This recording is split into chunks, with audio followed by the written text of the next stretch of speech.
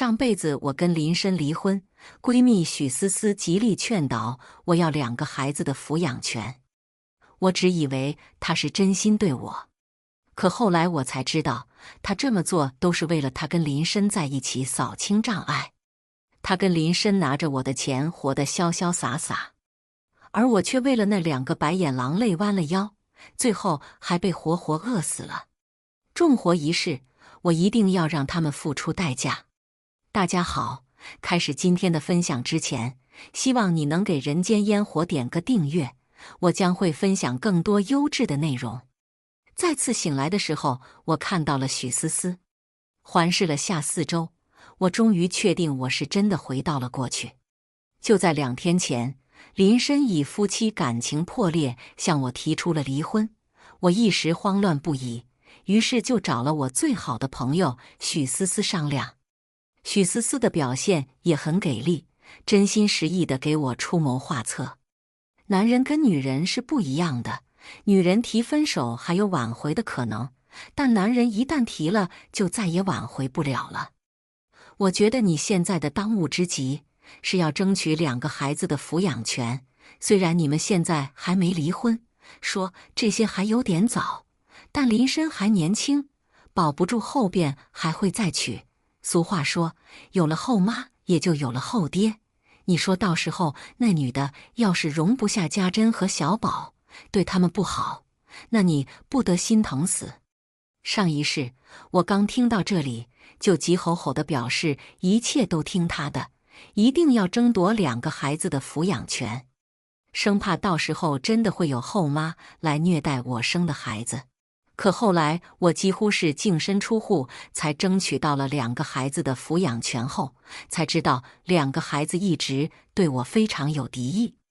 他们认为我跟林深的离开都是因为我的错，所以他们也真的是用尽了心思跟我作对。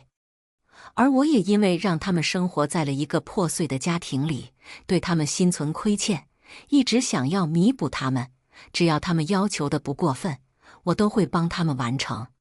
我为了他们，放弃了我最爱的事业，我付出了我的全部时间去照顾他们。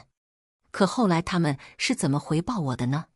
当我因为车祸高位截瘫，无法自理的时候，他们非但对我不管不顾，而且还任由保姆肆意践踏我，甚至还一连几天没有给我送饭，最后害得我被活活饿死了。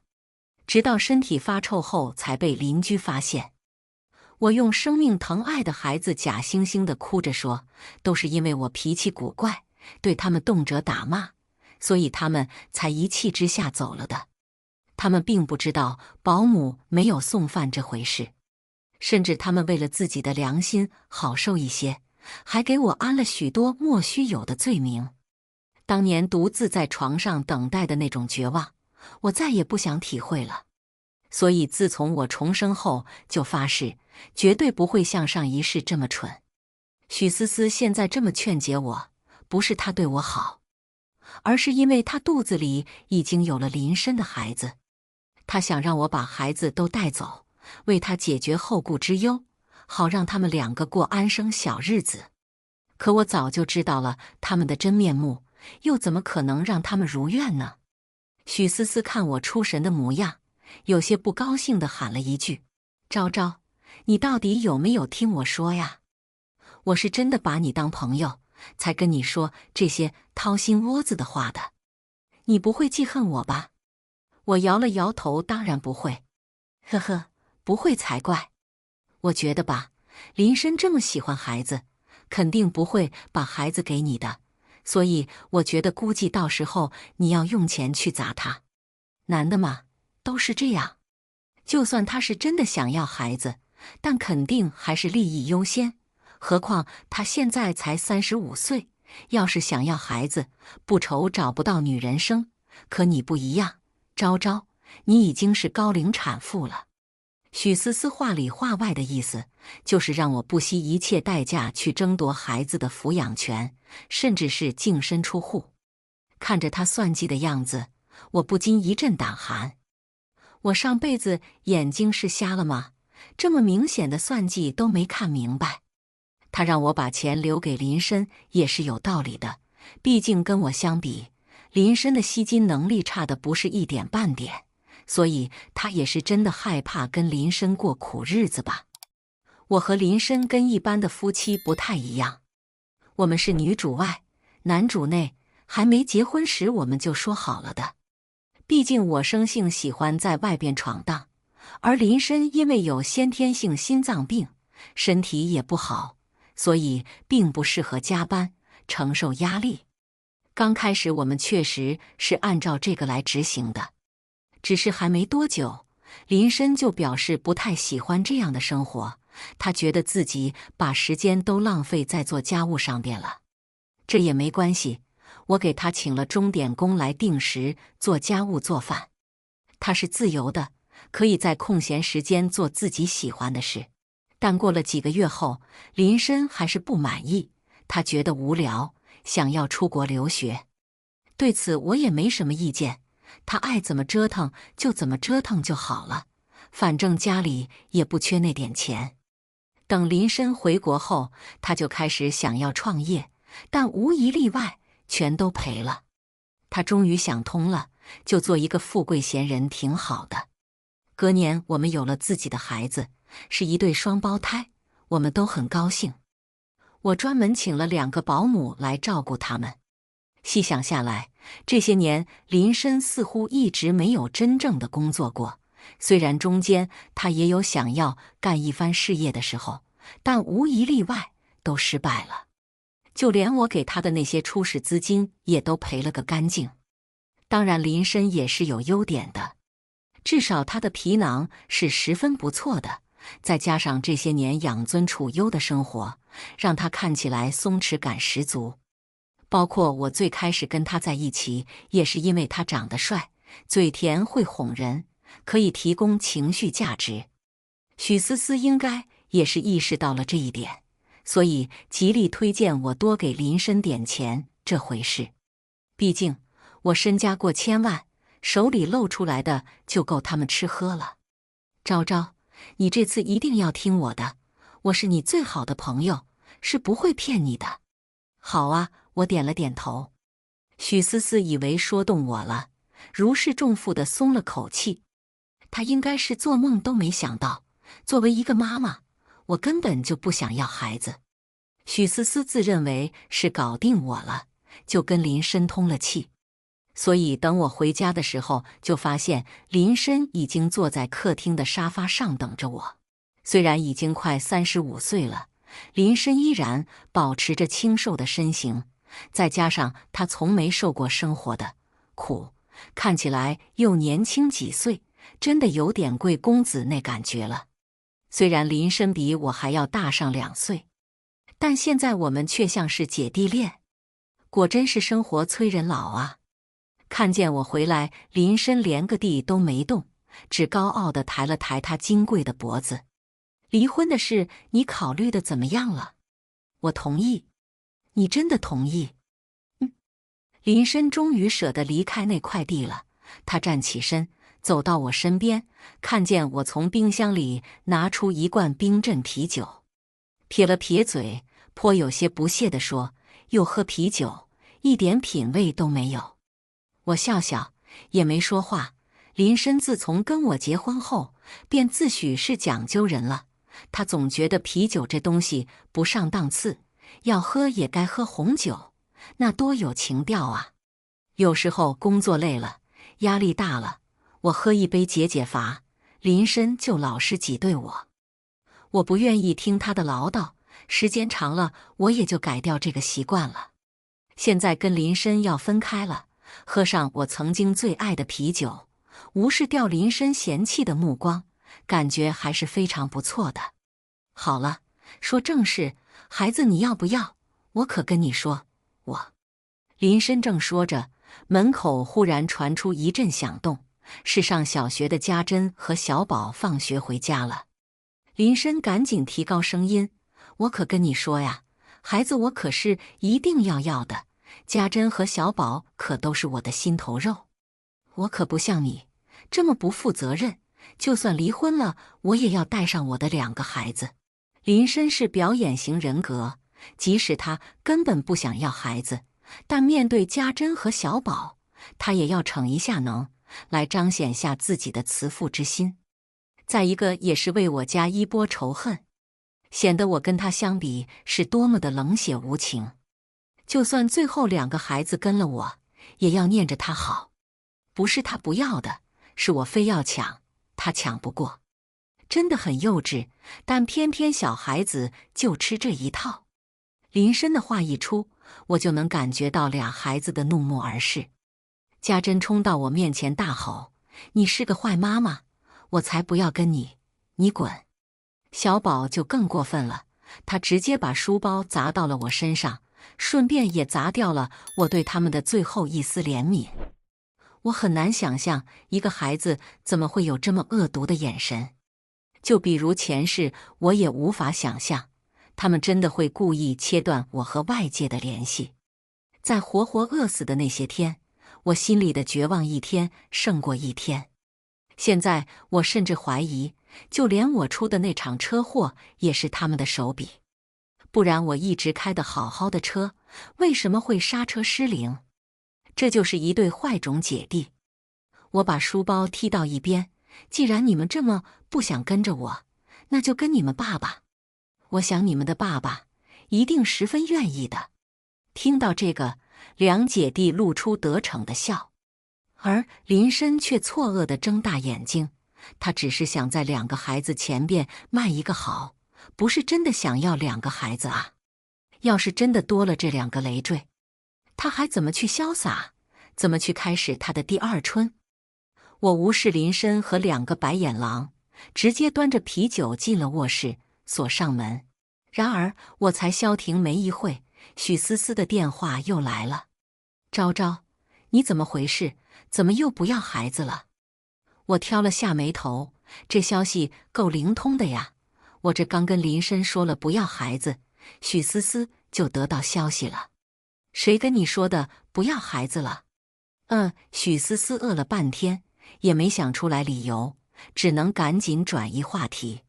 昭昭，你别管我咋知道的吧，你就说有没有这回事吧。你咋还变卦了？咱们今天上午不都说好了吗？到时候咱们就争孩子。我装成一副受伤的样子，唉声叹气的。我也想要孩子呀，可你是不知道2个孩子对我是有多恶劣，他们刚才还用东西砸我呢。我一想到这个，心里就难受得慌，而且他们还说了死也不跟我走。思思，你说俩孩子这样，我还怎么要他们的抚养权？等我说完这句话后，即使是隔着电话，我也能感觉得出来许思思的心情好了不止一点。他就是这么阴暗的人，我心里越是难受，他就越开心。昭昭，这就是你的不对了，你怎么能跟孩子计较呢？他们才几岁，你都多大了呀？再说了，你平时工作这么忙，又总是出差，孩子对你生分，对林深亲近那是应该的。可也正是这一点可以看得出来，孩子们懂得感恩。要是以后你拿出时间陪孩子，他们还这么小，肯定会明白你的良苦用心，到时候不愁不亲近你啊。这样啊，好吧，那我再试试吧。我装成被说通的样子，挂了许思思的电话后，我喝了一大口水，说瞎话果然不是谁都能说的。比起这个，我更喜欢在职场上驰骋，那种杀伐果断的感觉令我痴迷。收拾好心情好，我又打开电脑开始处理工作。等完成后，我看了下表，已经晚上8点多了，就准备出去吃饭。结果我走到餐桌前才发现，林深和2个白眼狼早就吃完了，一点都没给我剩，只有餐桌上的一片狼藉。而在沙发上看电视的爹仨还一脸幸灾乐祸地看着我，真是幼稚到了极致。以为这样我心里就会难受吗？完全不会好吗？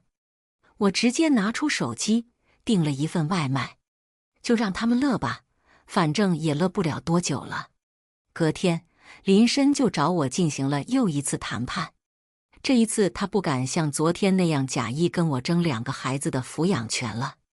陈昭，咱们夫妻一场，我也不是那么不近人情的人，虽然我也很爱孩子，但是你也知道我这些年被困在家里，一事无成。等我们离婚后，我准备去国外进修，到时候肯定没有办法亲自照顾两个孩子，所以我觉得还是你带着比较好。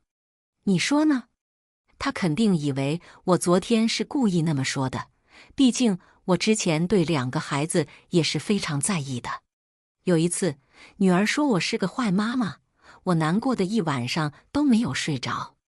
我虽然工作忙，经常全国各地的飞，但只要在家，我就一定会辅导两个孩子的作业。因为这个，他们一直不喜欢我，觉得我不像林深那样开明，总是强迫他们做不喜欢的事。所以昨天林深肯定以为我是听见孩子那么说，故意赌气的。为了你我放弃孩子的抚养权，说什么家产也要多分我一些吧。你也知道，结婚后我就做了家庭主妇，没有工作。为了家庭，我放弃了自己的所有。我抱着肩膀，有些恶作剧地问林深：哦，那你是打算要多少？怎么也得1000万吧？他大言不惭地说。呵呵，林深他可真是狮子大开口，张嘴就说1000万。他知道这1000万的含金量吗？知道我要做多少个项目，熬多少夜，承受多大的压力吗？他红口白牙地说出来，是真的把我当冤大头啊！如果他是真的跟我过不下去了，那我还可能念在这么多年的情分上，给他一些补偿。但现在明明是他出轨在先，还要跟我装大尾巴狼。我似笑非笑地开口：林深，你懂什么叫人心不足蛇吞象吗？说完后，我也没理会他灰白的脸色，径直出门了。许思思劝我争孩子的抚养权，林深提出条件，想要得到孩子的抚养权，必须净身出户。他们里应外合，想要算计我的前提是我是真的想要孩子的抚养权。可问题是我现在根本就不要啊！他们有什么可以拿捏我的？我现在还愿意陪着他们周旋，是因为我也确实不想上法庭，毕竟我陈昭也是要脸面的。但如果他们真的惹急了我，我也就没什么可避讳的了。后来的几天，林深一直尝试找我来聊离婚的事，他不知道用什么方法来说动了两个孩子，打算让两个孩子主动跟我说要跟着我，但我看着那俩表面答应，实则憋着坏水的样子，直接拒绝了。他们已经10岁了，也不是小孩子了，就算是上个法庭，在抚养权在一块，也要遵循他们的意愿。我就不信他们是心甘情愿地跟着我。就算是真的跟了我，我也不会像上一世那样掏心掏肺地对待他们。再一个，林深也多次跟我讨论关于资金分割的问题，他从1000万降到了900万，又降到了800万，到最后他已经气急败坏了。陈昭，你也别太过分了，光脚的不怕穿鞋的，你要是惹急了我就……后边的话他没说出来，因为他发现他没有什么可以威胁我的。我也并不是要赶尽杀绝。我告诉林深，要是离婚，我可以给他100万，现在住的这套房子也可以给他。如果他还不满足，想要搞些上不了台面的事，那我也随时奉陪。林深这边不给力，许思思急坏了，也开始有意无意地劝说我。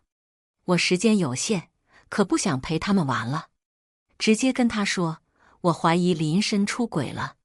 许思思吓了一跳，为什么这么说？你是抓到什么证据了吗？我故作沉思，没有，但是我已经请了私家侦探，打算去查一查他。如果等我查到证据，我一定要让他净身出户，啥也落不着。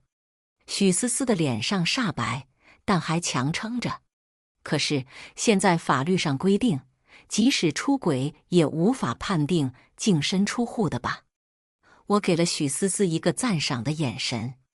你说的对，不过你不知道，现在家里所有的一切都是我的。我跟林深结婚前，早就签订过婚前协议，做过公证。只要离婚，林深什么都捞不着。我说的倒也不是吓唬许思思，林深自尊心比较强，又是正儿八经的名校毕业，当初和我谈恋爱，为了不让人说他是吃软饭，就主动跟我签订了婚前协议。现在想来，真的要谢谢他呀。要不只要想想林深要不费吹灰之力就分到我辛苦打拼的家产，我就气得肝疼。这下许思思的脸色真的很难看了，甚至还冒出了冷汗。估计他也没想到吧，林深就是一个光杆司令，金玉其外，败絮其中。只不过他现在也算是上了贼船了，再想下可就不是那么简单的了。其实这个消息我是故意说给许思思的，他是个聪明人，知道该怎么选择，与其净身出户，不如见好就收。趁着我还没他们发现的事情，拿着我给的100多万直接走人。毕竟100多万对于一个普通人来说，也不是一笔小数目了。果然，许思思回去后没多久，我就收到了林深的消息。他同意了我的要求。谈妥后，我立马让公司的律师帮我起草了离婚协议，然后又去民政局马不停蹄地登记。等一切完成后，我就直接收拾东西离开了这个我和林深共同生活了10来年的家。对于这个人渣，我是看一眼都觉得脏。余下的这些日子，因为公司新接了一个项目，我就又去出差了。等回来后，直接约着林深去了民政局。等拿到离婚证后，我就准备回去。林深自作聪明地叫住了我：“陈昭，孩子们还在车上，你要不要跟他们打个招呼？”我抬头看去，2个孩子在拉开车窗的车子里，一脸怨恨地看着我，就好像我是天大的罪人。再一看林深得意洋洋的样子，我直接开口：“孩子我就不见了，但是我记得车好像是我买的吧？等回去后，我会安排人去开。”偷鸡不成蚀把米，林深的笑僵住了。拿到了离婚证，我也没了顾忌，直接叫人把林深爸妈从我郊区的那套房子赶了出来。3年前，林深爸妈从乡下赶来说，乡下基础设施不完善，身体不是看病也不方便，就做主让他们去了那套空房。虽然我跟林深结婚这些年，一直是女强男弱的状态，但他爸妈一直迷之自信，觉得我配不上林深。好了，现在我终于可以不忍他们了。我刚把林深爸妈撵出去，没多久后，林深的电话就打了过来：“陈昭，你太过分了！就算我们离婚了，我爸妈也是你爸妈，你怎么能这么做？”想到林深气急败坏的样子，我心情忽然变得有些好。我直接挂断了电话，隔绝林深在那边的大吼大叫。我的行程可是很忙的，不能浪费在没用的世人身上。我还要处理许思思。等回了公司后，我让秘书把许思思踩红线的证据拿到了我的办公室。没错，我要开除许思思。这些年，许思思因为我的关系，在公司里耀武扬威，我给她开了最高的工资，她却利用职务之便给我吃回扣。许思思知道我要开除她之后，特别生气，无视秘书的阻拦，直接冲到了我的办公室，大声质问我：“陈昭，到底是怎么回事？小吴说要开除我，一定是弄错了，对不对？”这些年他仗着我在公司作威作福，早就得罪一大票人了。要不是看在他是我朋友的份上，他以为他一个连基本办公软件都用不明白的花瓶能做采购吗？我对他的好，他是一点都不知足啊！我连头都没抬，小吴没说错，是我下达的命令。许思思，你被解雇了。我一字一句地说道。为什么？我做错了什么？我可以改呀，陈昭，你给我一次机会啊。可以看得出他很不想失去这份高薪且轻松的工作。我把证据丢在他面前，许思思越来脸色越白，到最后已经是一脸衰败了。你要是不想把事闹大的话，最好接受，当然你也可以不接受，我可以拿这些证据去告你。你知道的，你做的这些已经对公司造成了损失，我有权利让你赔偿。许思思似乎是已经接受了事实，她只是不知道为什么我会突然查这些，毕竟我之前对她非常的信任。直到我说出了下句话，记得替我好好照顾家珍和小宝。哦，对了，还有林深和他爸妈，以后这些可都是你的责任了哟。许思思猛地抬头，不可置信地看着我。你都知道了？所以前段时间你说你跟林深离婚的事，是故意玩我？陈昭，你真卑鄙！他的眼睛里射出一道恶毒的光，就想向我扑过来。我的秘书可不是吃素的，直接一把扯住了他，在离我一步远的地方。我勾唇一笑，思思，谢谢你啊，把我从那个家里拯救出来，以后那个烂摊子我就交给你了哈。说完，我施施然走了。后来许思思还想过来闹，但很快她就发现她的门卡失效了，她连公司的大门都进不来了。她想要求救之前的同事，偷偷地把她带到公司来，可无奈之前她做事太绝，没人愿意搭理她，纷纷跟她划开界限。我也是活了一世才知道，许思思一直暗地里嫉妒我。他觉得我家境富裕，一出生就在罗马，可他却出身贫寒，谋足了劲才能在大城市有一席之地。我轻轻松松可以得到的东西，他即使拼尽全力也够不到。所以日久天长，在这样强烈的对比下，他产生了阴暗的想法。他想看我痛苦，想看我落入尘埃，想让我的男人为他倾倒，这样他才会觉得解气。所以他勾了林深，而林深也不是没缝的蛋，跟他一拍即合，两个人就搞到了一起。可他们不知道的是，我重生了。林深和许思思知道中了我的圈套，都非常的生气，所以他们决定联手来气我。首先，他们在朋友圈大肆公布了两个人要结婚的消息，随后在本市最大的酒店举办了一场宏大的婚礼。那场婚礼举办的确实很是不错，据说就连伴手礼都是某大牌，更别提林深还为许思思准备的那件昂贵的婚纱，十分华美，让许思思出尽了风头。我跟林深当年结婚，没办婚礼，也就是请了几个好朋友一起吃了顿饭，所以许思思自认为压了我一头，在朋友圈疯狂地发她婚礼现场的9宫格照片，说自己多幸福幸福之类的，想要借机嘲讽我。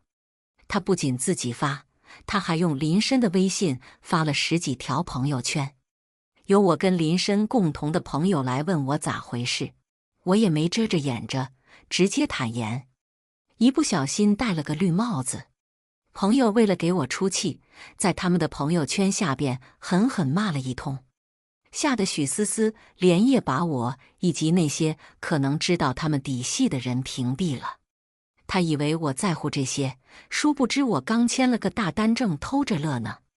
许思思跟林深结婚后就搬进了那套房子里，现在那套房子里住着林深的爸妈，林深、许思思以及我的2个白眼狼儿女。虽然房子够大，但这么多人住在一起也够喝一壶的。林深离婚的时候没告诉他爸妈，如果他们提前知道的话，一定要制止林深的，毕竟我够有钱，事也少，每个月生活费管够，他们都是过苦日子的。现在的生活对他们来说跟吃蜜一样甜。别跟他们谈什么理想、三观，他们只知道你要是没钱，连饭都吃不起。他们一辈子的理想就是能过上好日子。可许思思的到来却完全打破了这种幻想。他们一下子失去了大房子、优渥的生活，所以他们肯定会憎恨相对于自己亲生的儿子。自然是这个跟他们没有血缘关系的许思思罪过更大。他们把气全都撒在了许思思身上。2天一小吵，3天一大吵，他们可完美地阐释了这句话。虽然许思思很想过上我以前的那种生活，但并不是每个人都可以成为陈昭的。哦，对了，许思思肚子里的那个孩子也没保住。我早说过，家珍和小宝姐弟就是2个小恶魔。他们自从知道许思思怀孕后，害怕许思思抢了他们的爸爸，也就是林深的爱，就想招法的要害许思思。他们故意在地上撒了黄豆，许思思一时没有察觉，踩在上面摔倒了。她的孩子流产了。许思思想报警，可林深爸妈护着2个孩子，说他们也只是个小孩子而已，谁让他自己不小心之类的。许思思气得不行，转头就给我打电话告状，让我好好教育自己的孩子。我也只是留下了一句自作自受就挂断了。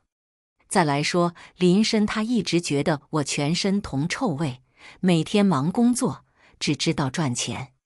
现在终于没有我在家碍眼了，但是他们现在没有其他的生活来源，所以他也必须跟我一样沾满铜锈了。他以为以他一个名牌毕业生，又在国外留学过几年，充满了艺术细胞，找一个高薪工作不成问题。但真的当他去做的时候，才发现那些平时对他笑脸相迎，还邀请他去办画展的那些人，全都不理他了。他很懵逼，甚至他觉得自己一身才华无人赏识。可他不知道，现在已经过了10几年了，他早就不是当初的那个毛头小子了。他一个35岁的中年男人，几乎都是在裁员边上的那波人了。人家为什么不用刚毕业的大学生，要用他？